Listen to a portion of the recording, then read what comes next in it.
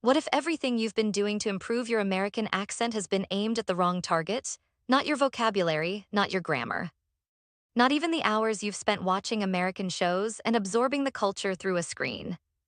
What if the real reason your accent still doesn't sound quite right comes down to just three sounds, three precise, mechanical adjustments in the way your mouth, tongue, and breath work together that native American speakers make constantly, almost without ever thinking about it?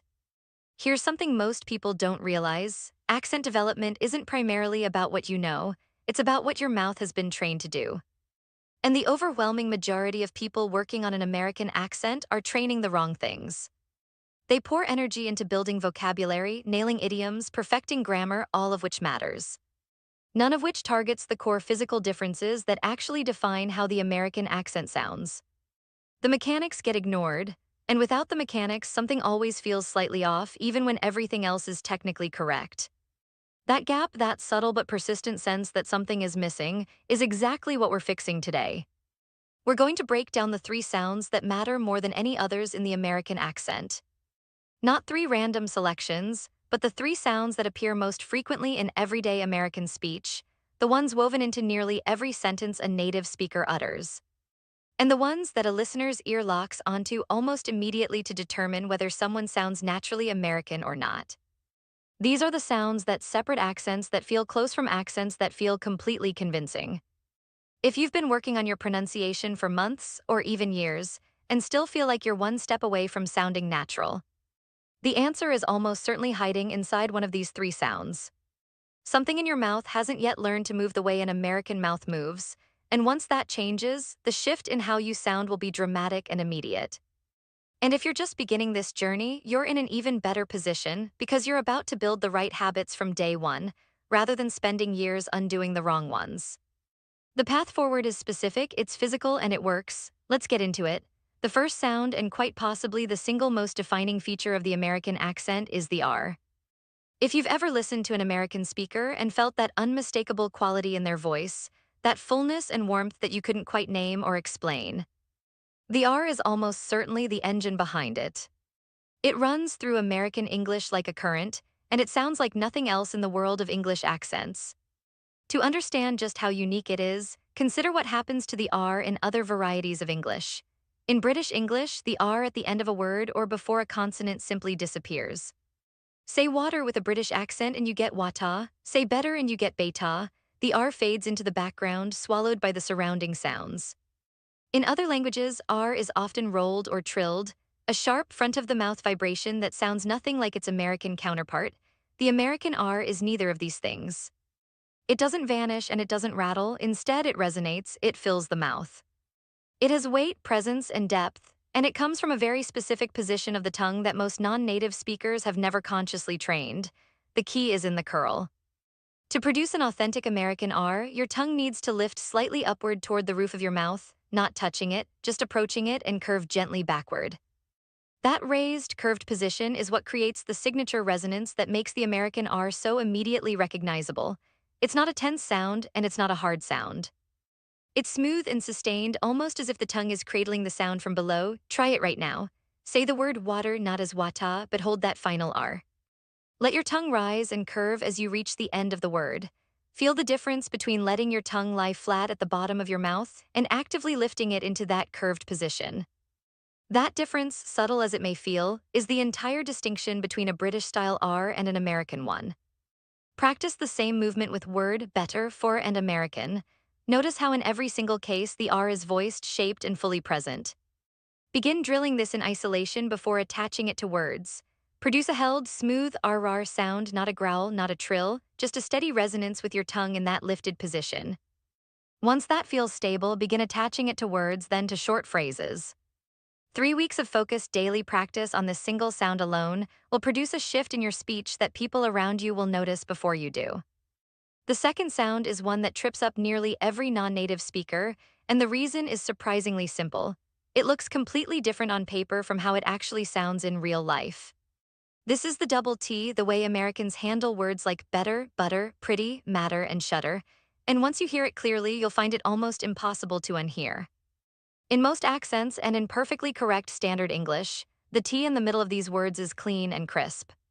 You say better with a clear T, pret tie with a firm stop in the middle, but with a distinct, precise consonant separating the two syllables.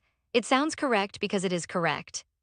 But it doesn't sound American, not even close. In American English, that double T softens into something that barely resembles a T at all.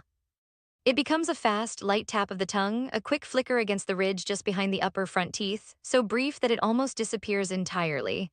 Linguists have a name for it, a flap. And the moment you start listening for it, you'll hear it everywhere. Pretty stops sounding like prettai and starts sounding like pridai. Better shifts from better to something much closer to badair. Butter becomes budair. The hard T dissolves into zovd. Near D sound that moves through the word so quickly it barely registers. This is where many learners get genuinely confused, and for good reason.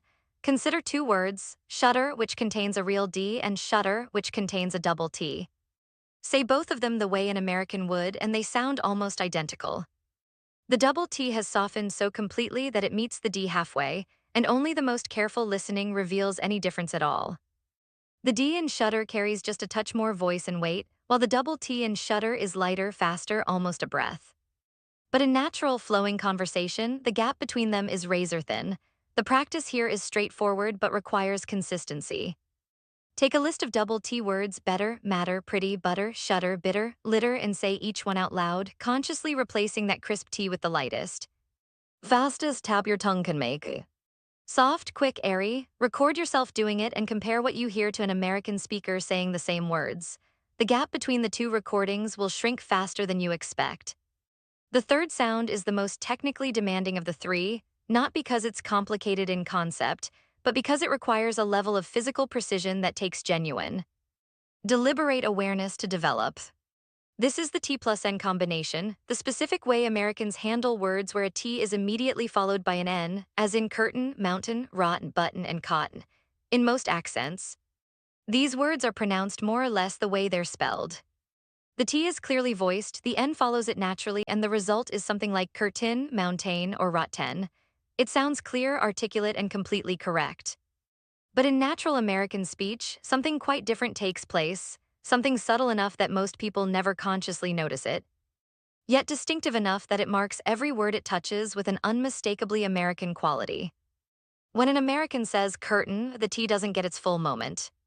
The tongue rises to the position it would take for a T, pressing against the ridge just behind the upper teeth, but instead of releasing a burst of air to produce the T sound, it transitions directly into the N by simply releasing downward. The T gets stopped, compressed into a fraction of a second, and then discharged through the nose as the N takes over. The burst never comes, the T gets absorbed. What you hear instead is something like Curren with a faint catch just before the N arrives.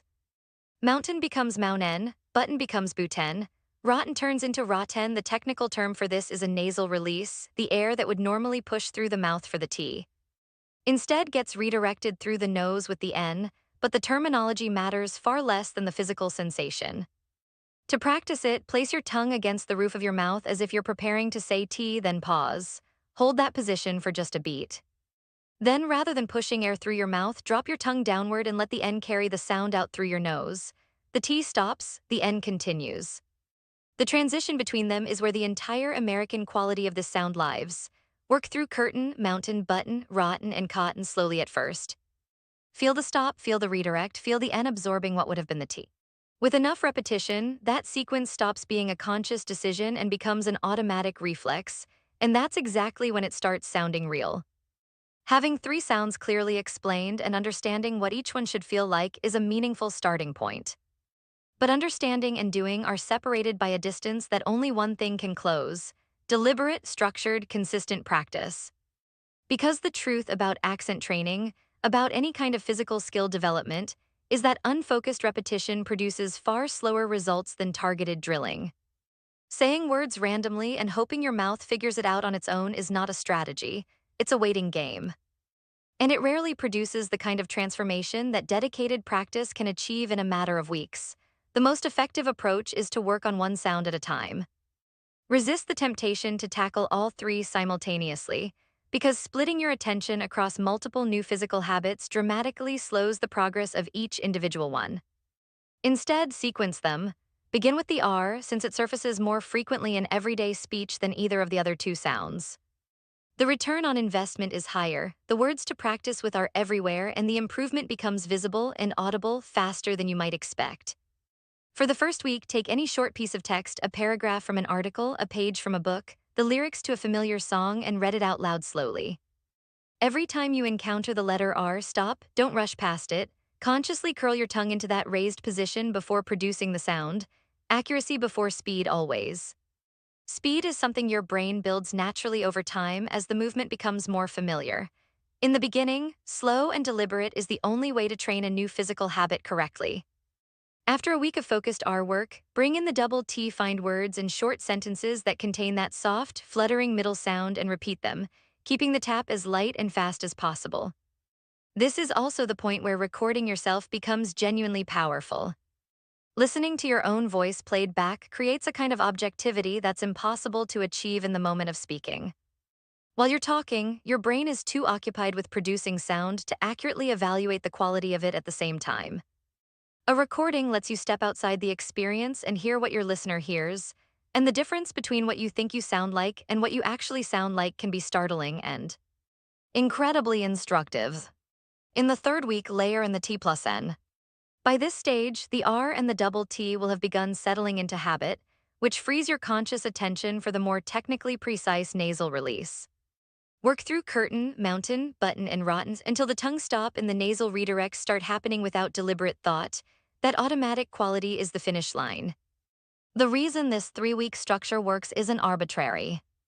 It's built around how the brain actually encodes new physical movements, and that process has everything to do with time, repetition, and the gradual transfer of control from conscious thought to unconscious habit. When you learn any new physical skill, a tennis swing, a piano chord, a surgical stitch, the brain starts by managing the movement consciously and deliberately. Every step requires active attention.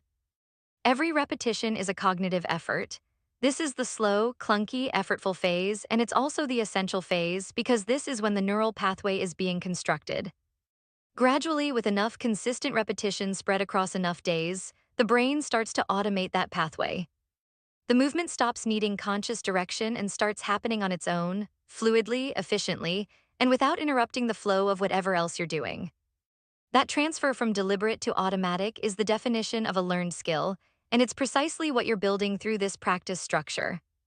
Cramming all 3 sounds into a single marathon session and then abandoning them for a week will produce almost no lasting change. The brain needs distributed repetition, regular daily contact with the new movement, to build and reinforce the neural pathway over time. That's why returning to these sounds every day, even for just 10 or 15 minutes, is worth infinitely more than a 2-hour session once a week. Consistency is what converts understanding into habit, and habit is the ultimate destination, not consciously shaping your R every time one appears in a sentence. Not thinking soft tap every time you say better, not mentally rehearsing the nasal release every time curtain comes up in conversation. The goal is for all of that to happen invisibly beneath conscious awareness, while your mind focuses entirely on the meaning of what you're saying. That's when your American accent stops being something you're working on and starts being simply the way you speak. Most people who follow this approach consistently find that after 3 weeks, at least 1 or 2 of these sounds have become largely automatic. The third may still demand occasional attention, but the pathway is clear and the progress is real. From that point, the focus shifts from drilling isolated sounds to deploying them in live speech, in real conversations, in professional settings. In the natural flow of daily life where fluency and confidence matter more than technical precision. So take these 3 sounds seriously because they deserve it. Train the curled tongue R until it resonates without effort. Soften the double T until that light, fluttering tap feels like the only natural option. Stop your tongue on the T plus N and let the N carry the sound home through your nose. Practice those 3 movements every day, give your brain the time it needs to build the pathways, and your accent will do exactly what it's supposed to do, speak for itself.